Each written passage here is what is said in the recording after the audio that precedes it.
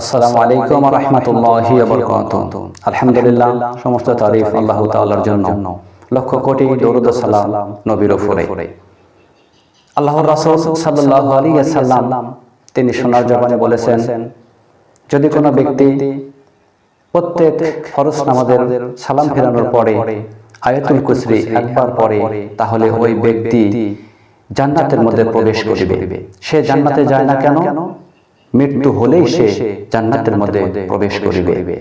এই জন্য জান্নাতে যায় না যে তার মৃত্যু হয় না, অর্থাৎ মৃত্যু হলেই সে বিনা হিসাবে জান্নাতের মধ্যে যাবে। এমন একটি ফজিলতপূর্ণ আয়াত কোরআনে রয়েছে। কোরআনের সবগুলো আয়াতই ফজিলতপূর্ণ, তার মধ্যে এটা অন্যরকম ফজিলতপূর্ণ। সূরা বাকারার 255 নম্বর আয়াত, এটাকে বলা হয় আয়াতুল কুরসি। এজন্য আমরা এই ছোট্ট আমলটুকু করব। এই হাদিসখানা আল্লাহ রাসূল সাল্লাল্লাহু আলাইহি ওয়াসাল্লাম নিজে আমল করেছেন এবং আমাদেরকে আমল করতে বলেছেন।